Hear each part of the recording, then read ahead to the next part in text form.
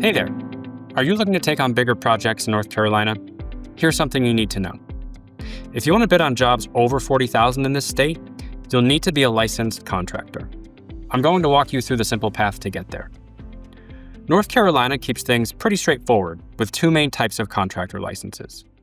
You've got building licenses for commercial work over here and residential licenses over there. The key is picking the one that matches the type of projects you'll be tackling. Think about whether you'll be working on commercial buildings like this or residential homes like these.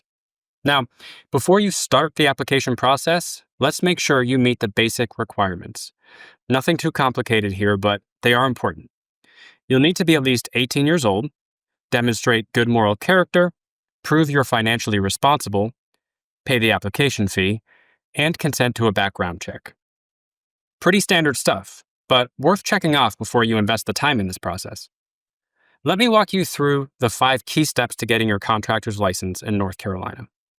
First, you'll need to decide on your classification and limits. This means determining whether your projects will exceed that $40,000 threshold and which specific license type fits your business goals. Next, gather all your required documents. You'll need proof of your experience in the field, financial statements showing you meet the minimum capital requirements, identification, and any other paperwork the application calls for. Being organized here saves a ton of headaches later. The third step is often the most challenging, studying for and passing the required exams. You'll need to demonstrate knowledge of building codes, estimating costs, construction ethics, and other relevant matters. This is where many people benefit from prep courses and practice tests. We offer comprehensive exam prep that significantly increases your chancing of passing the first time. Once you're prepared, submit your application and fee according to the state board instructions. Be meticulous here. Small errors can delay the whole process. Finally, remember that getting your license isn't the end of the journey. You'll need to maintain it by renewing annually before November 30th and completing 8 hours of continuing education. Mark those renewal dates on your calendar.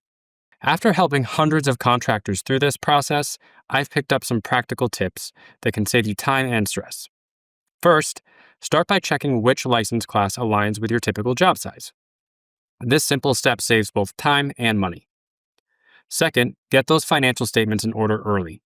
Different license tiers have specific working capital requirements. Limited licenses need $17,000, intermediate needs $75,000, and unlimited needs $150,000 in working capital.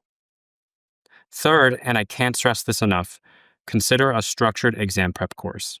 Whether it's self-paced or live, proper preparation dramatically increases your confidence and pass rate. And finally, use the detailed checklist on our blog to avoid application delays.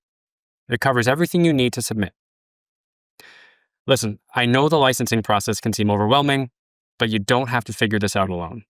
We've created a comprehensive guide with step-by-step checklists, sample forms, and information about our exam prep options.